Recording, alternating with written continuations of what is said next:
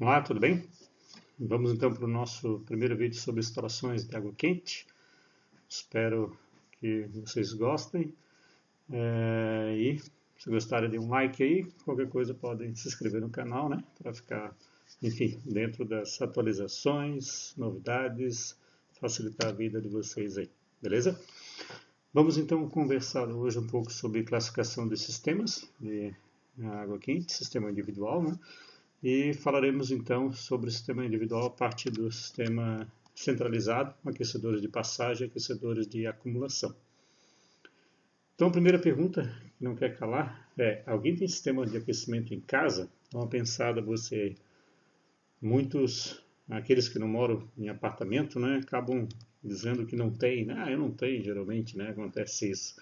Mas acredito que, né, felizmente, todos que estejam agora assistindo isso, deve ter pelo menos um chuveiro elétrico em casa, né? Então, o chuveiro elétrico é um sistema de aquecimento e normalmente a pessoa acaba não associando ele, né?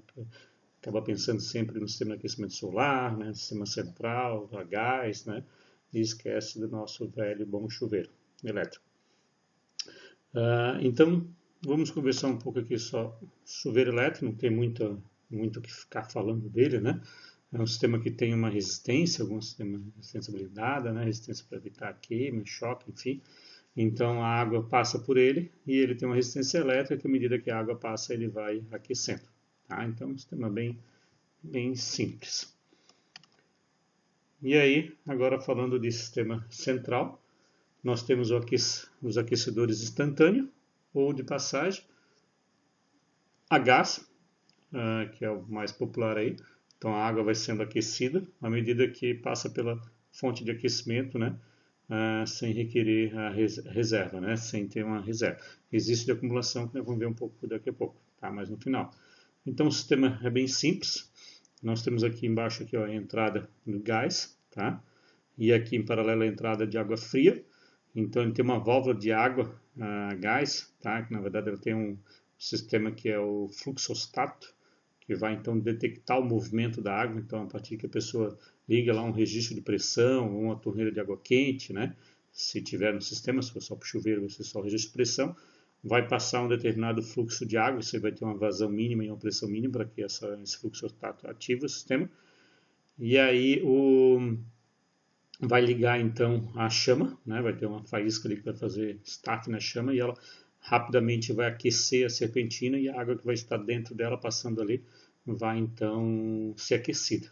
Tá? Então aqui no final nós teremos então água quente e claro, como nós estamos falando de queima, né, de gás, tem que ter uma saída que vai liberar então monóxido de carbono e precisa sair então pelo chaminé. Tá? Então o sistema sempre vai ter que ter uma ligação externa. Tá? Seria o produto da combustão. Então, a questão da distribuição é bem simples. Nós aqui mostrando uma casa, depois mostrar um prédio. Temos a água quente, uma entrada. Vai entrar então essa água quente. O sistema detecta o movimento e aí abastece a tua instalação, no caso aqui um banheiro, com uma tubulação de água quente. Então nós temos um registro de pressão. Pode ter um monocomando, né? Esse aqui é um modelinho mais antigo, registro de pressão de água quente e água fria. A partir do momento que tu abre, vai ter o fluxo de água aqui e vai sair água quente então no teu chuveiro. Ela segue aqui para o lavatório, o mesmo sistema, tá?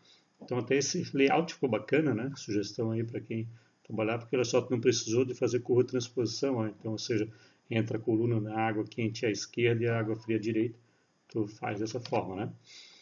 Aqui nós temos outro sistema, né? Outra distribuição, mas só um pouquinho colorido, digamos, mostrando a mesma coisa. Nós temos aqui o aquecedor, tá? Vindo água quente. Agora aqui nós já não precisaríamos do sistema da curva de transposição, né? Onde vai estar cruzando aqui esses pontos, ó. Tá? Então já precisaria do sistema de transposição, muito mais interessante fazer por baixo, né? Mas tem que tomar alguns cuidados também, parafusar depois equipamentos, enfim, tem que ter bastante cuidado quanto a isso, tá? Geralmente é associado sempre o ponto à esquerda, estão percebendo? A direita é a água fria, que a tendência, a maioria das pessoas são destras, então tu usa, a tendência aí usar na da direita com água fria, que é o primeiro momento que a gente costuma abrir, para não ter problema de água quente, às vezes, dependendo da temperatura, não estiver bem controlada, né, e ter acidente, tá? Então a esquerda sempre a água quente, tá? Então esse é o layout de um projeto. Aqui mostrando um pouco mais do aquecedor de passagem, como é que fica por dentro. Aqui eu peguei uma imagenzinha da Comeco, tá? Então, por lado de fora ele é assim, uma caixa, normalmente branco, tem um visor da chama, e aqui um seletor de volume de gás, entrada de água fria, saída de água quente, e aqui o seletor de volume de água e a entrada de gás, tá? Por dentro, né, então vai ter uma serpentina entra água quente, água fria, ela vai passar pelo queimador e sai água quente, tá? Então aqui a imagenzinha dele aqui, ó, tá? Aqui mostrando ele, né, várias versões na mesma fábrica. Depois eu falo, não, desculpa, não é da mesma, tem a Bosch aqui, ó. Tá ok? Vou mostrar depois outra marca também, que é essa Rinnai, que é bem popular aqui no Brasil, né? Aqui temos sistemas mecânicos e digitais, que é o que eu vou falar agora sobre os modelos, né, os tipos que nós temos de sistema com aquecedor de passagem. Então, aquecedores a gás mecânicos e digitais, né, qual a diferença de um para o outro, tá? Basicamente, além do modo estético, né, que tu vai ter aqui geralmente digital, vai ter botõezinhos, enquanto o outro geralmente são um sistema de girar assim, né? O mecânico, então, ele não precisa de energia elétrica para funcionar. Ele tem, então, uma pilha que vai dar o start da chama, que vai dar a faísca quando passa a água ali, o fluxo tato acionar o sistema. A faísca liga usando pilha, energia da pilha, e o sistema funciona, tá? Então, nesse caso, o sistema mecânico, que não é alimentado a energia elétrica, a fumaça daí sai naturalmente, tá? Já o digital, ele controla tudo digitalmente, né? Então, tu já vai ter que ter energia elétrica associada a ele. A exaustão dele é necessariamente forçada, tá? Então, ele tem a vantagem que tu consegue vencer pressões, né? Diferentes perda de carga maior. Então, às vezes, tu consegue ter um alcance maior da descarga, né? Da saída dos gases. Por outro lado, o sistema digital, tu simplesmente vai lá e seta uma temperatura, qual é a temperatura da água que tu queres, e ele vai controlar daí a intensidade da chama de gás de acordo com a vazão da água. Então, tu aumenta a vazão de água, ele libera mais gás. Tu diminui, ele diminui o gás. Já o mecânico não, tu vai setar ali mais ou menos uma programação. Se tu diminuir a vazão da água, a água vai ser mais quente. Se tu aumentar a vazão da água lá no registro, a água sai mais fria, tá? Então, porque ele vai manter aquela intensidade que você programar, tá? Tem algumas vantagens e desvantagens em relação ao outro, né? Por exemplo, o mecânico ele funciona sem energia elétrica, exceto tem mecânico com exaustão forçada também, né? Mas de praxe não há necessidade. Então tem que pesar os seus prós e contras, né? Se a pessoa faz questão de tomar banho mesmo sem energia elétrica, daí teria que se optar pelo mecânico, tá? Existe, né, o sistema gás natural, seria o nosso GN, e o gás liquefeito de petróleo, o GLP. Tá? Então, antes de você sair comprando um, tenha cuidado, porque você precisa saber qual que vai ser a sua fonte de energia. Porque cada um tem, né, o GN e o GLP, eles têm poder de combustão diferente, então a quantidade de queimas são diferentes. Tá? Aí não pode simplesmente trocar um pelo outro. Até dá de aproveitar um, caso você tenha, mas você vai ter que chamar um técnico para fazer algumas alterações no sistema para que possa funcionar perfeitamente. Exaustão natural forçada, eu já citei um pouco, né? Então, geralmente o mecânico, a exaustão é natural, e o forçada, o digital, sempre vai ser associada à exaustão forçada, tá? Ou seja, ele tem um sistema de ventilação ali que joga a queima do gás para fora, tá? Na questão da instalação, então aqui nós temos um detalhezinho do projeto, né? Como eu falei agora falei de chaminé, olha aqui, ó, um layoutzinho aqui, ó. Então aqui, né, cuidado, isso aqui foi uma viga, né, que geralmente não bota para cima, né? Bastante cuidado aqui, ó. Não vai sair furando uma viga, né? Isso aqui já deve ter sido previsto no projeto estrutural, tá? Bastante cuidado. Então ele tem que ter essa, né, saída, bastante cuidado com a entrada, né? Aqui a entrada de água, né? Então tem que ter uma proteçãozinha, né, adequada ali, tá? E precisa ter entrada de ar, né? Porque se você está queimando gás aqui, você está consumindo oxigênio, então não pode esquecer, né, que precisa ter uma entrada de ar. Aqui uma associação que foi colocada numa porta, né? Mas normalmente se costuma colocar uma ventilação superior e uma ventilação inferior, tá? Então geralmente se faz isso no ambiente, tá? Mas esses detalhes, isso aí é o projeto preventivo de incêndio que terá que tomar esse cuidado, né?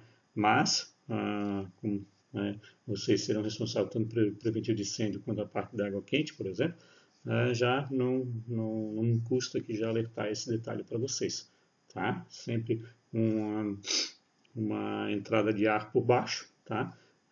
E outra por cima, tá? Isso principalmente no caso de vazar gás, tá? O GLP ou o GN ele é mais denso do que o ar, daí ele consegue sair por aqui, ok? E aqui uma fotinha, opa, não saiu, agora uma fotinha de um instalado, ó. Aqui o modelinho da Rinnai. Aqui nós temos esses dois flexíveis aqui metálicos, são água quente e água fria, né? Não tenho certeza, mas acredito que seria por aqui água fria e sai água quente. E aqui a entrada do gás com tubo de cobre, tá? Daí entra aqui um registro de corte rápido, entra aqui, é feita a queima e sai o gás lá por cima, tá? Olha aqui a veneziana aqui, ó, né? Aqui ilustrando então a nossa veneziana, ó, seria para fazer a entrada do ar, ok? Uma questão da distribuição do sistema central privativo, tá? Apesar que eu estou olhando aqui para um prédio, né, multifamiliar, né? Mas é multifamiliar, então não é coletivo. Não, tem que olhar agora no sentido que eu estou falando aqui da unidade, né? Então aqui, ó, esse é um apartamento, então quando eu falo dentro do apartamento, eu estou falando da unidade privativa, ok? Então aqui nós temos a distribuição, a coluna de água fria, ó, aqui cada um com o seu hidrante, né? Então aqui tem o seu, desculpa, hidrômetro, devagar, fala mesmo, hidrante é para preventivo de incêndio, né, nossa mangueira, e aqui então nós temos o nosso hidrômetro, tá? Então ele vai medir tanto a água quente consumida quanto a água fria, né? Porque daí ela que sai, vai a água fria aqui, né? Distribuir então, aqui seria então a nossa ramal de água fria, indo para os pontos, né? Torneira, até mesmo chuveiro, tá? E aqui é o nosso ramal de água quente, que sai então do nosso aquecedor, né? Aqui está o nosso centralzinho. Ele vai sair dali então, e a água quente vai distribuir para os pontos conforme o layout que a gente já mostrou, tá? Então é bem simples, normalmente associado a uma área de serviço, e ali conforme mostra a foto que eu acabei de mostrar. E aí cada apartamento tem o seu desse, tá? Já o sistema de aquecedor de acumulação, então normalmente associado mais à residência, desconheço isso em uso de apartamento. Tu vai ter então um boiler, né, um sistema como se fosse um boiler que tu vai aquecer ali, ele vai manter então essa água aquecida, tá? Então aqui ele vai manter essa água aquecida ali, e à medida que você vai consumindo ele, né, libera aquela água já direto, tá? Então tu não tem aquela queima rápida do gás, né, do GLP, por exemplo, porque ele vai consumir isso aos poucos, tá? Então tem vantagem e desvantagem, né? O problema é que isso aqui fica sempre mantendo essa água quente, né? Então, por mais que tenha um certo isolamento, mas o consumo é relativamente, eu acredito, mais alto. Essa foto eu peguei aqui, esqueci, desculpa aí quem que é o dono da foto, mas eu peguei no site que eles fizeram a conversão. Isso aqui antes tinha esse aquecedor central, né, com um acumulador, eles trocaram por um aquecedor de passagem, tá? Então foi feita a troca. E aqui eu trouxe um misto, olha só. Então você pode associar os dois. Então aqui nós temos um aquecedor de acumulação e aqui o de passagem, tá? Devido a grande necessidade, às vezes não dá conta, né, disso aqui manter quente, então tu usa aquilo ali para aquecer, dar mais um upgrade na água, tá ok? Mas para nível residencial isso não é comum. Aqui uma distribuição então de como ficaria um aquecedor central com acumulação.